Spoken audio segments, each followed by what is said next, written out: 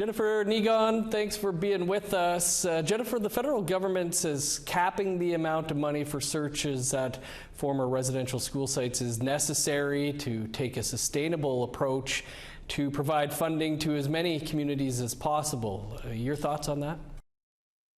I think now is not the time to be doing that. Now, there's a lot of communities that were just getting in the middle of establishing their committees and understanding how they're actually going to approach this.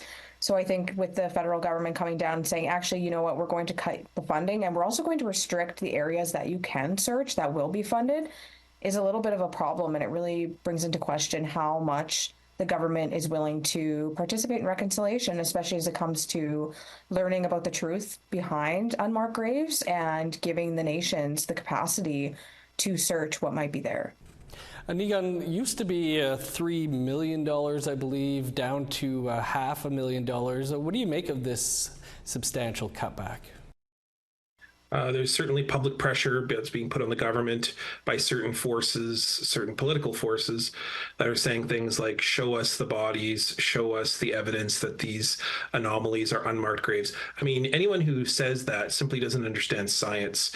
The fact is that these graves are oftentimes very difficult to discern. They're also very difficult to find.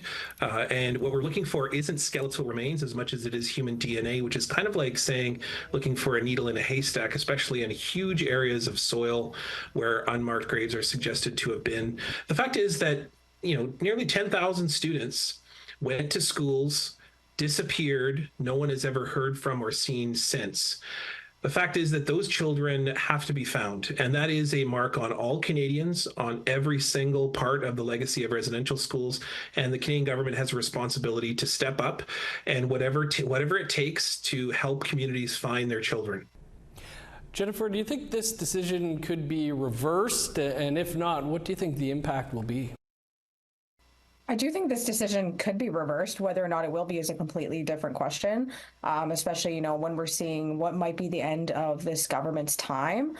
They've been in power for 9 years. Whether or not they're going to want to reverse decisions like this or make any new large funding announcements will be an entirely different question. And then that also raises the concern of, if the government does change after the next election next year, what does that look like? And is a conservative government actually going to be willing to pour the resources into this, especially if it's not popular amongst their base?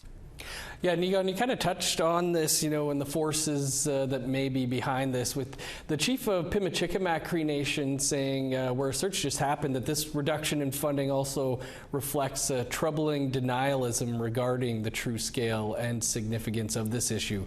Thoughts on that?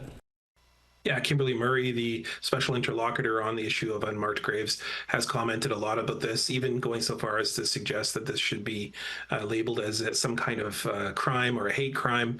Most residential school denialists, when they are talking about residential school, are talking from absolute ignorance, or maybe an anecdote or two where they hear from a certain residential school survivor that perhaps the stories of residential schools are either overblown or that they wasn't as much of the pain and abuse and death as suggested. Here's a fact.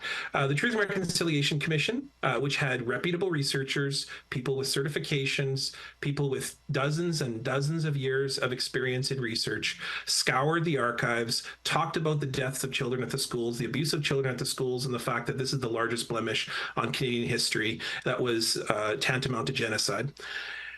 That's enough. That's enough for me. And the can is open now. It's impossible to close that can, no matter how many people want to spread propaganda or lies about residential schools. The fact is that Canadians know what happened during those schools, and we still have many unanswered questions. And many of those unanswered questions could be found in the potential anomalies that suggest very much that look like unmarked graves at those sites. And we may find that some of them are not, but we may find some of them that are, and that alone will be the answers to some of those questions. Jennifer Negon, we'll leave it there. Appreciate you as always being here.